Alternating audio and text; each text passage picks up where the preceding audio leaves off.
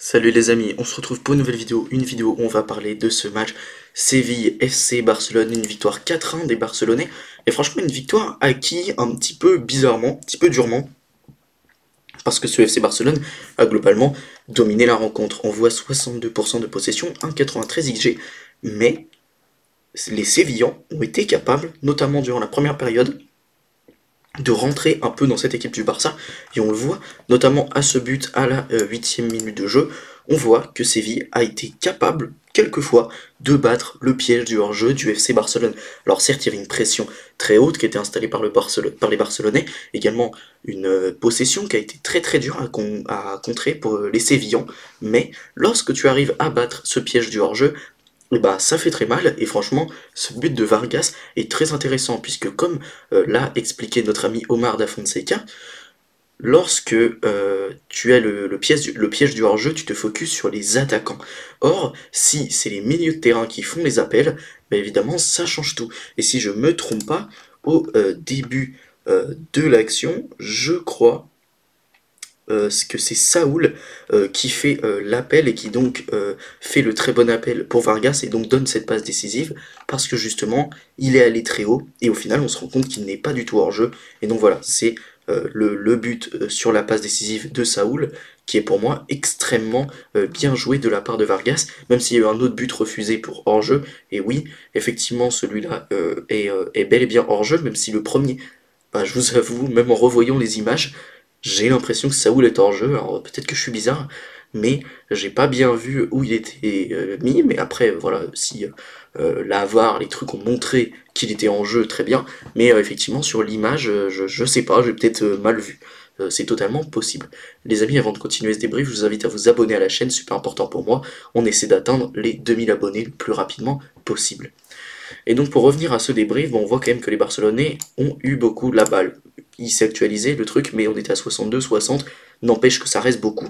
Mais il y a eu 10 tirs à 8, et ça prouve que les Barcelonais ont encore une fois pu être un petit peu en difficulté face à cette équipe de Séville, puisqu'au final, tu tournes beaucoup autour du bloc, au milieu de terrain, tu as une possession médiane, mais ça a été un petit peu compliqué pour ces Barcelonais d'attaquer réellement, de bien piquer, mais au final, tu t'imposes grâce notamment à Rafinha qui a été très bon, Lewandowski également qui devant le but n'a pas tremblé, également grâce à Fermin Lopez qui malheureusement sort pour un carton rouge à la 62e, et franchement j'ai trouvé bizarre parce que effectivement tu aurais pu siffler penalty sur la faute de Koundé, puisque effectivement Koundé pour moi pousse le joueur, mais quand tu regardes tout l'arbitrage tout au long du match, tu te dis ah mais finalement c'est plutôt logique, c'est une faute très légère, et l'arbitre globalement sur des fautes parfois même plus graves, n'a pas sifflé, n'a pas donné de jaune, et du coup à ce moment-là tu comprends. Mais sur Fermin Lopez, effectivement il y a jeu dangereux, mais est-ce que ça mérite réellement rouge si tu te fies un petit peu à la stratégie arbitrale de Hernandez, donc l'arbitre? Eh ben je ne sais pas, et donc je trouve peut-être que ce carton rouge est un petit peu sévère, même si effectivement c'est clairement très dangereux comme tacle. Au niveau des statistiques détaillées, on a quand même eu 0,79 pour les Sévillans, qui se sont procurés quand même pas mal d'occasions très dangereuses, malgré le fait qu'ils ont eu assez peu le ballon et qu'ils ont eu du mal à percer en contre. Il y a quand même eu 4 tirs cadrés, et heureusement que Chesney a été intéressant et a fait un bon match. De l'autre côté, il y a eu 6 tirs cadrés, 4 buts, c'est quand même assez propre en termes de statistiques, et il y a eu 3 grandes chances et 0 grande chance manquée. Donc ça également, c'est très bien du côté du FC Barcelone d'avoir su marquer tes actions, tes plus grosses actions quand il le fallait. Au niveau des compositions, on avait donc cette équipe du FC Barcelone avec un Araujo qui est sorti très vite, qui est sorti autour de la 22e minute de jeu pour blessure, remplacé donc par Cubarsí qui en plus de ça auteur d'une passe décisive, donc ça c'est absolument incroyable. Je crois que c'est la passe D, elle est pour Rafinha si je ne me trompe pas, ou l'un des deux. Oui, non, c'est ça, c'est bien pour Rafinha. Et donc, on voit que Araujo est encore une fois blessé, c'est dommage vu que tu l'as prolongé assez récemment.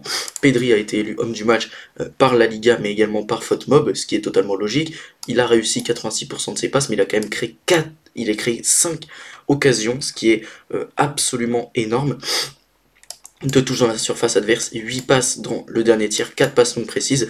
Il a été franchement très très bon, Pedri. Il a eu une belle activité au milieu de terrain, notamment 5 récupérations, une action défensive. Maintenant, il s'est quand même fait dribbler 5 fois. C'est vrai que défensivement, il n'a pas forcément eu une énorme activité. Ça a été plutôt le rôle de Frenkie. 3 récupérations, 3 actions défensives, un tacle réussi. Et voilà, globalement, Frenkie fait un match plutôt correct. Gavi, lui, sort à la mi-temps avec un match un petit peu bizarre. Je trouve que sa première période n'est pas forcément sensationnelle, mais il y a quand même une occasion créée. Mais voilà, 2 touches dans la surface adverse, un dribble, une récupération, 3 actions défensives, un tacle réussi, 2 touches dans la surface adverse. Il n'a pas forcément été ultra prépondérant. Et donc on fait rentrer Fermin Lopez, puisqu'évidemment tu dois revenir au score, et donc c'est on va dire, une solution un peu plus offensive que Gavi. Et il fait une bonne entrée, mais malheureusement il prend ce carton rouge qui est pour moi peut-être un peu dur. Il y a quand même eu 11 ballons touchés, une touche dans la surface adverse, un dribble réussi, il n'a pas été mauvais du tout, mais voilà, il prend ce rouge un petit peu bête. On a eu Kubarsi qui finalement a joué quasiment tout le match, une passe précise, 6 passes dans le dernier tir, un tacle réussi, 3 dégagements, 5 actions défensives et 2 récupérations. Il a été très très bon sur ce match. On a eu Yamal qui encore une fois a été très remuant, qui malheureusement n'est pas décisif, mais il y a une occasion créée. Mais malheureusement il a raté beaucoup de tirs, mais il y a quand même eu 7 touches dans la surface adverse, 4 dribbles passés, 2 passes dans le dernier tir et une passe précise. Malheureusement je pense que si ses coéquipiers avaient peut-être mieux conclu certains mouvements, il aurait pu avoir une passe décisive ou peut-être un but, mais bon, Lamine a malheureusement fait preuve d'un petit peu de déchet dans l'exercice de la finition. Je pense notamment à cette reprise de volée totalement dévissée. Mais bon, c'est comme ça. Lamine a fait quand même un bon match, a été très remuant. D'ailleurs, je n'ai pas parlé de Koundé, mais il a fait un match plutôt intéressant, surtout défensivement, évidemment, où il y a un tacle, un blocage, une interception, 3 actions défensives, 3 récupérations, même si, attention, il aurait pu concéder ce penalty. Il y a 2 passes longues réussies et 10 passes dans le dernier tiers, évidemment, c'est toujours un joueur assez dangereux.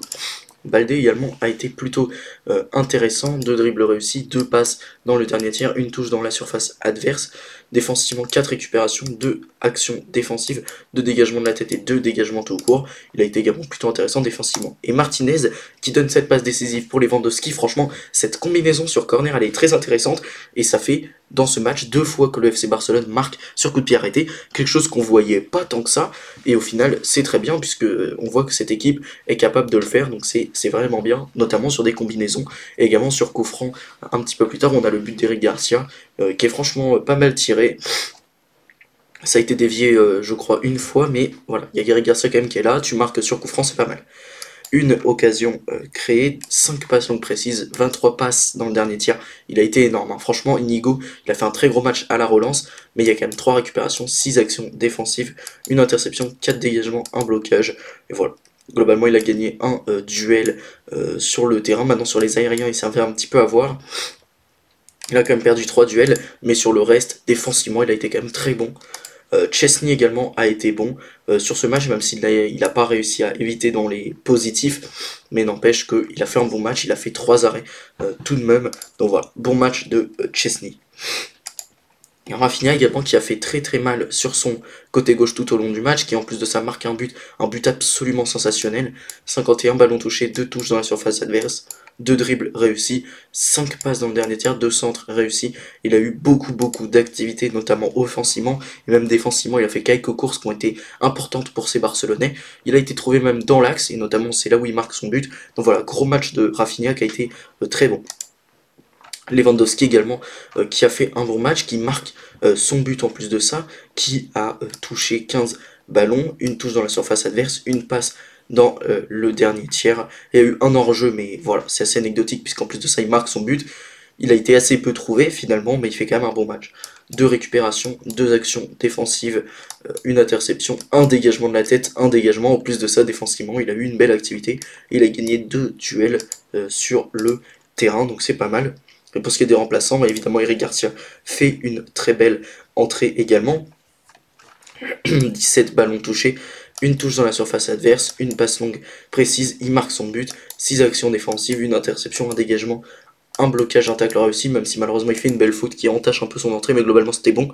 Dani Olmo qui rentre, qui a été intéressant sur quelques mouvements, un dribble réussi, 2 tacles réussis, un blocage, un dégagement, 4 actions défensives, 2 récupérations. C'est vrai que défensivement il a eu une grosse activité, il a été très bon, même si offensivement il n'a pas forcément ultra brillé, mais c'était pas mal. Et au niveau du classement, bah, comme les deux équipes de Madrid se sont un petit peu neutralisées dans ce week-end, on en avait déjà parlé dans le débrief du match du Real Madrid contre l'Atlético, mais voilà, ça arrange évidemment le FC Barcelone qui a converti un petit peu l'essai, qui grâce à cette victoire revient à 2 points du Real Madrid, à 1 point de l'Atlético, et donc là, semaine prochaine, bah, tu affronteras Elche, non le Rayo Vallecano, excusez-moi, tu affrontes le Rayo, et donc le FC Barcelone va devoir chercher des points, évidemment, va devoir continuer à engranger des points, surtout que le Rayo c'est pas forcément une équipe absolument sensationnelle en Liga, donc évidemment tu dois continuer à te battre pour aller chercher le titre, et franchement, vu le niveau des deux concurrents, c'est peut-être faisable, parce que franchement le FC Barcelone a fait un gros match, et certes, pour moi le but est un peu dommage, puisque franchement tu fais un gros match, mais cette équipe du Barça, même quand on leur rentre dedans, même quand il y a beaucoup de fautes, parce qu'il faut dire que cette équipe de Séville a été très rugueuse, est capable également de montrer du caractère et de faire un très gros match comme celui-là, malgré le rouge en plus de ça, où tu arrives quand même à marquer après, donc ça c'est très très fort. Les amis, j'espère que cette vidéo vous a plu, si c'est le cas n'hésitez pas à la liker, à la commenter, et surtout abonnez-vous à la chaîne, super important pour moi.